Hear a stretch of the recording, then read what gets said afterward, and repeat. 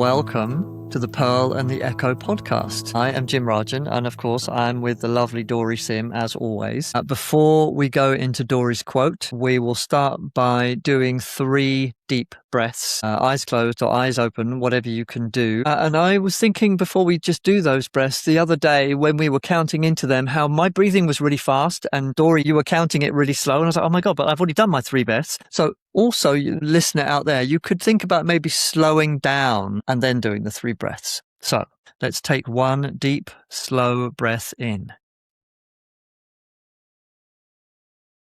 And when you're ready, release it. And another one in when you're ready. And whenever it feels like the right moment, release that one. And finally, that 3rd one, make it as slow as possible. And release it. And how doesn't that feel amazing in your body now? Dori, what is your quote for the day? Okay, my quote is by Adrienne Rich. She was an American poet, feminist, activist, just a really interesting character. And I'm really excited to look into more of her work because I'm discovering her through this podcast. And the quote is, "The moment of change is the only poem." Interesting. The moment of change is the only poem. This was just a standalone thing that she said. And I really like it. I've been reading more poetry lately. And it's interesting because you and I have been talking about taking action and taking that step. And so to me, this is all in that same theme of, okay, well, the moment you decide to do the thing or to change perhaps your perspective, it's poetry, it's transformational, it's this dynamic moment that is going to really turn things around. And I think for me, it doesn't have to be this, you're walking down the street and something incredible happens and now you're inspired and you're going to go make your art or write your song. It can be the simplest things. You and I have been talking about climate change and all the forest fires in Canada. What was really nice for me after all of that turmoil, inner and outer turmoil, is on the weekend, there were 3 wildlife rescue volunteers in my neighborhood. And one of them had this massive camera and they had their phones and they were doing things outside just right on my street. And I went out there because I was so curious. And then I saw one of the guys went up into the tree to the very top. It's a very tall tree. And I said, "What is happening? What are you rescuing?" It's a baby merlin. It's like a falcon. It's called a pigeon hawk as another term for it, but it's this falcon. Baby bird had fallen out of its nest. And I don't know who found it and how, but there they were. And they were trying to get the bird back into the nest. And the mom was around just making all sorts of noise because there's humans up in her nest and her space, right? And I learned that there were 2 on the same street, kind of a few trees apart, which is rare, apparently. It's meant to be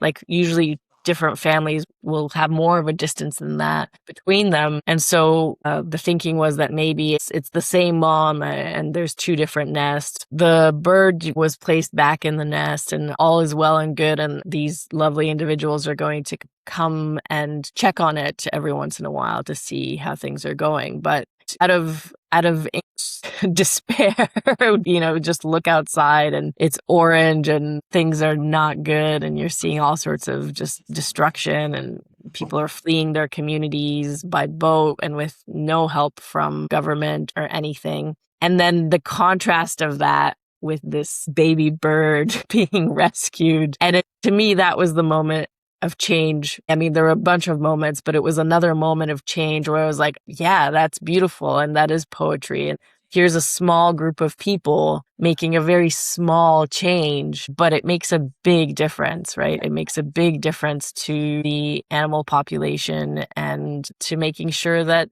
the wildlife in our city is still thriving. So that was the quote. How is this quote landing for you? I'm curious. I'm just reveling in the image of this baby bird being put back in a nest, not by one person, but by three humans took the time to make something really beautiful happen for the future. And it's really small and almost insignificant compared to wars in Iran and fire and everything that's going on in the world and the World Cup football. But that's the most beautiful thing. And that's what poetry is about. And we can all see that in our own lives. And I've seen that in my own life, where that actual moment where you make a decision inside of yourself, or you see someone get something or understand something that they didn't understand before, or you see the transformation as it's occurring. It's just the most amazing thing for the human heart, isn't it? And anything that involves anything like that has to be poetic. And I love it. And just that image, that's just made my day, really. And my own life is studded with these little magical moments. And you can go back into your life and there will be, I don't know, 5, 10, 20 of these where you're just standing at that train station platform. Something happened just before and you're in that place where you're just like, oh my God, I completely understand life all of a sudden. And then 5 minutes later, you fell back into life and forgot all about it. But that poetic moment, it's a gift. It's worth everything. And we're all chasing after money and power and stuff and more stuff and or success. And it's those moments, that's real magic. That's what you'll take. That's what will come back to you on the last day of your life, not the amount of money you had in your bank account or what kind of car you owned or what street you lived on. Exactly. Yeah. It's reminding me of a poem by Andrea Gibson, of course. And the poem is called The Little Things. And I highly recommend people go and read that poem because it's all about treasuring the little things in life, and they're the really big things that make up a beautiful life. And when at the end of the day, you're not going to be thinking about your accolades and the money in your bank account. It's going to be all these little things, right? The walk that you took that one day and you in nature and you told somebody how you really felt, or the time that you climbed a tree and it was really cool, like the moment with this bird that was being rescued. They seem like, to the untrained eye or perhaps to the jaded individual, it might be like, yeah, okay, whatever. But there's real magic in the little things. And I think if you get swept up in just wanting to have more power or fame or money, I think it's easy to think that now these new experiences that you're having are just incredible and fantastic. But the more you have of those, I feel like they lose their luster, and then you're not having any of those little things types moments that are just so pure and innocent and don't cost anything. But you have to be in the right state of mind and body to notice them and to feel them and to appreciate them and to see them for what they are. Yeah, that's it, to see it for what it is. It's that. I remember one where there's a place here where you can go and be near imperial eagles. And I went there with my partner and we were like, well, let's not do the normal bit. Let's just climb up this big hill and see what happens if we sit on the top. And there were these enormous birds, like massive, massive birds coming right close, like meters away from us. And that cost me nothing. And I'll remember that forever. And I'll make that into my own personal poem that I live by. Yeah, I feel like everyone is capable of not only just recognizing the poetry all around them, but writing it down and just exploring it that way. I had a very close friend of mine send me a poem about the forest fires, and it was beautiful. It made me cry. I was just so grateful that they sent it to me and that they wrote it in this moment of difficulty.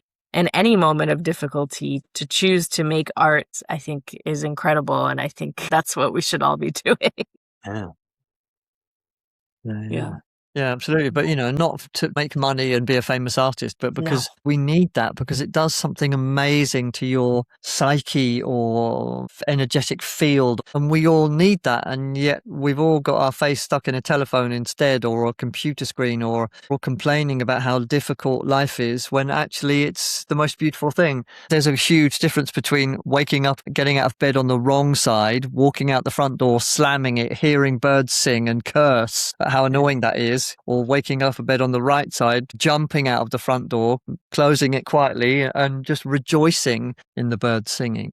Exactly. I was telling you before we started recording today, I've had those moments because I used to have just terrible insomnia. And sometimes I would hear the birds chirping early in the morning and I would be like, oh no, I need to sleep more. Like, please be quiet. And now, after last week, being told that because of the air quality, not to open our windows or doors. I mean, I had to take the dogs out. And so I had to be outside for at least some time. And it was the most eerie experience where you're walking around and most people are inside and it is just dead silent. And it's summer here. Usually you can hear birds and things like that, but not a single bird sound. It was really creepy. And the next day, again, the air quality wasn't as bad, but it was still pretty bad. But you could hear some birds and I was like, okay, there they are. It's going to be okay. And then on the weekend, the air quality was better, so I was able to open my windows. And again, it's the littlest things, but I don't think I will ever appreciate opening a window more after all of this. And I don't think I will ever feel like, oh, why are those birds being so loud again? Because I need to hear them. I need to hear them. They need to be there. It's a sign that things are okay or will be okay, right? It's weird if they're not there. Yeah, I really like the kind of existentialism of the moment of change as well, because everything just stays the same and we almost want everything to stay the same and we get so comfortable in everything being the same and everything is just normal. And when it's comfortable and normal and predictable, then we're all kind of happy, but we're not happy, but we think we're happy even though we're not happy. And then when you do have these existential moments where there is change and something happens and that person says, right, I don't want this relationship anymore, or you get fired from a job, or you decide to quit and you actually tell your boss, in those moments, it's like time slows down, or it's like there's a quickening. There's a moment where you're really deeply in the present moment. It's a really beautiful thing to experience. Sometimes it's also really painful, or you feel gutted, or you don't know what to do, but you're so in life in that moment instead of just being carried by the next thing. Oh, I have to go to work, right? It's 9 o'clock. I'm at work, right? I do my work. I finish work. It's when you're ripped from the routine. That's where the poetry lives, isn't it? Exactly. There's lots of jokes about how the more painful and tragic your experience, the better the poetry, but there might be some truth in that. And for me, what I've really been working on lately is not fighting against all of it. And so I think I've lived most of my life fighting against pain or discomfort or change or like unexpected things. And it truly is poetry. If you let go even just a little bit and you introduce even just a speck of acceptance into that moment, into that suffering, that it really changes things. You know, as terrible as I felt last week, it was beautiful. It was beautiful because I let myself feel that way. I didn't try to push it away or ignore it. I truly surrendered to the feeling and truly felt it. And it was an incredible feeling, even though it was so painful, because it reminded me how much I care and how much I feel and how important some of these things are to me, that I need to take action on them, right? I need to just do my piece of it, my piece of the change, and make my poetry out of that. And it's never going to be something that I do alone.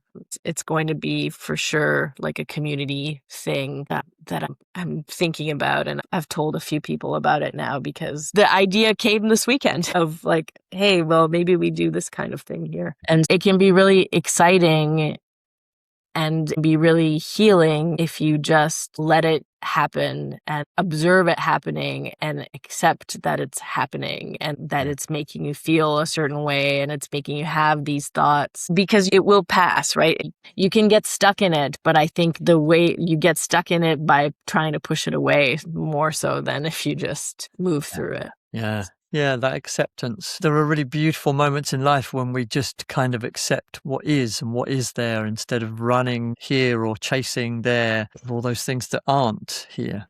So wonderful. Dori, give us that one again, please. That was amazing. Gladly. The moment of change is the only poem. Wonderful. So thank you very much, everyone. Really hope you enjoyed that. Feel free to subscribe and comment wherever you are hearing, seeing, listening to this. And we look forward to sharing the next one with you. Thank you for listening to the Pearl and the Echo podcast with me, Dori Sim, and my co-host, Jim Rajan. Thank you to Rebel Mixtape Productions for editing this episode. If you like what you heard, like, subscribe, and share with those in your life that matter most.